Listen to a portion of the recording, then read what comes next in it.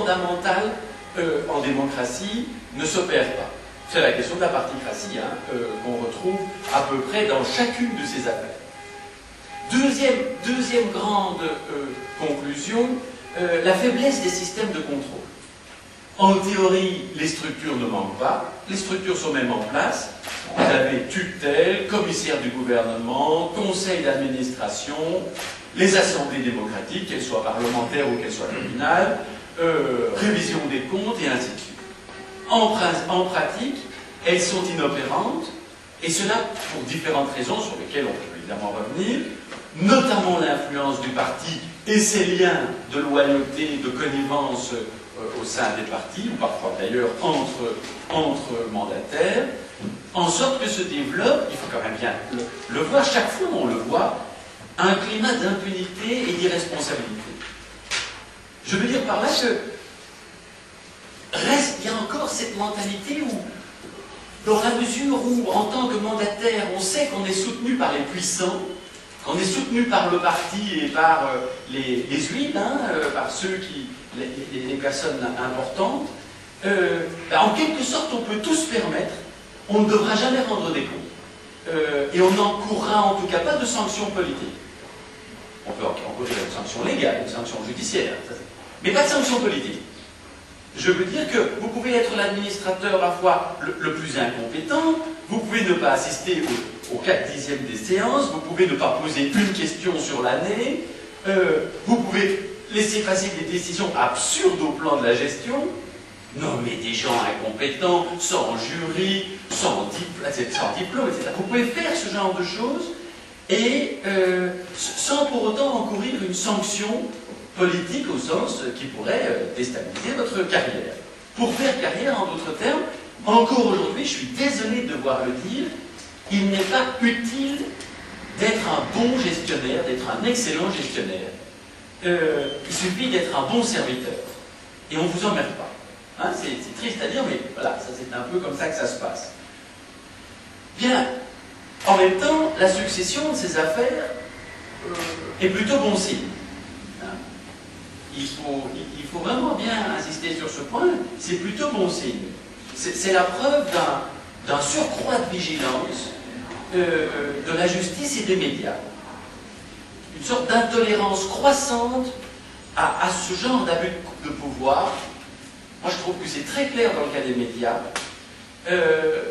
Et donc, la conscience plus ou moins diffuse, mais qui, à mon avis, est en train de grandir, que cette manière-là de faire de la politique, ce mélange de particratie, de bureaucratie et d'incompétence, ou d'amateurisme, disons, est simplement ruineux. C'est simplement ruineux. Que c'est un des facteurs de la stagnation.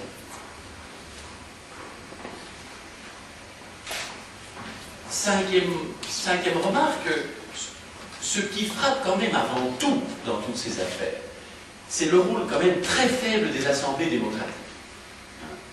À nos yeux, c'est peut-être le fait le plus frappant.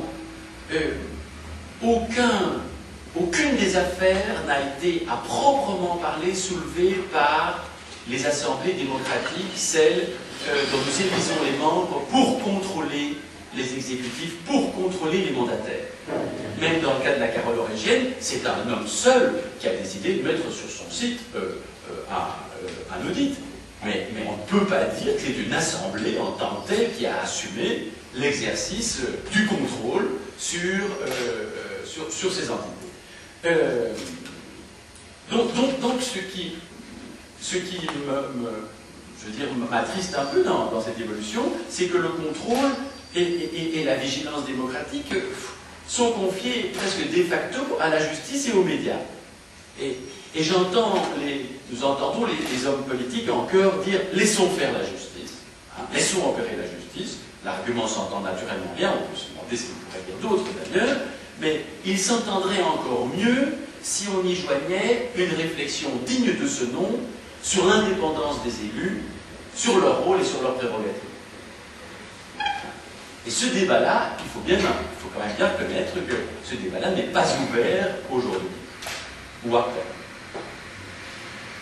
Ce ce qui frappe aussi, c'est mon 6e point, c'est la précarité du débat public sur les questions fondamentales de compétences.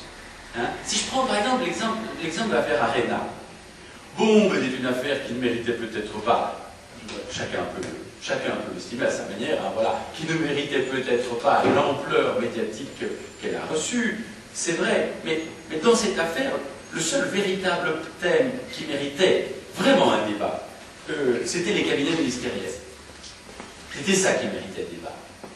Et ce débat-là, comme par hasard, n'a pas eu lieu. Et il est vraiment très difficile de l'ouvrir. Et donc, on est là sur cette question même du débat public sur les questions de gouvernance qui fâchent. Est-ce qu'on peut, oui ou non, dialoguer avec le politique sur ces questions-là? Curieusement, et ça nous a beaucoup frappé, les mêmes qui nous ont quelque peu refusé le débat, d'ailleurs au moment de la sortie du livre, s'empressaient d'ajouter « de toute façon, il n'y a rien dans leur livre que nous ne sachions déjà ». En quoi ils avaient raison, hein? En quoi ils avaient tout à fait raison. Et ça, c'est quand même un formidable paradoxe, avec le recul du temps, un paradoxe sur lequel ça mérite bien qu'on se penche, que notre livre ne disait rien qui ne fût déjà connu dans le Landerneau. Et donc, nos opposants ne nous ont jamais contesté la validité du diagnostic. Nous n'avons jamais essuyé la moindre une contre-argumentation en disant « vous vous trompez ». Jamais ça n'a jamais été dit. Et donc, la question qui demeure, et qui méritera dans les années qui viennent une réflexion, c'est comment expliquer cette langue de bois politique, cet art de la dérobade qui finit par devenir une composante de la politique belge dans ces domaines-là. Dans ces domaines-là. Hein. Comment expliquer, par exemple, que les parlementaires, qui ne cessent en privé de regretter l'étroitesse de leur marge de manœuvre, préfèrent se taire lorsqu'il est question de revaloriser leur rôle, leur fonctionnement et les prérogatives des assemblées démocratiques. Comment expliquer que des mandataires qui se disent quelquefois accablés, ils se disent à peu près tous d'ailleurs, hein, tous, par le fonctionnement de certaines administrations, en particulier celles qu'ils ont eu l'occasion de chapeauter et dont ils ont connu les inerties, comment expliquer qu'ils se murent dans le silence lorsqu'on évoque publiquement la modernisation de la fonction publique? Donc ces questions renvoient tout à la précarité du débat public, à l'extrême prudence des mandataires, mais aussi des intellectuels, hein, il faut bien le dire, et donc à l'emprise des partis, non simplement sur la décision publique, mais d'abord sur les discours et sur le débat. Hein. La prudence est quand même de mise. Chacun sait, chacun se tait un peu sur la scène de peur d'indisposer tel ou tel puissant, et chacun parle en coulisses. Voilà. Et la Belgique, impression personnelle, mais enfin, la Belgique est ce pays où il est beaucoup moins dangereux de dénoncer les multinationales, l'économie de marché, la mondialisation ou la politique monétaire européenne que la taille d'un cabinet ministériel ou le cumul d'un mandataire, même modeste. Mon dernier point, et je terminerai là, qui nous frappe beaucoup, c'est que la question de la légalité a pris une telle place dans les débats qu'elle finit par occulter la question de l'efficience. Et pour nous, c'est un point vraiment très important. On finit par oublier que l'éthique en politique ne saurait se réduire au seul respect de la légalité.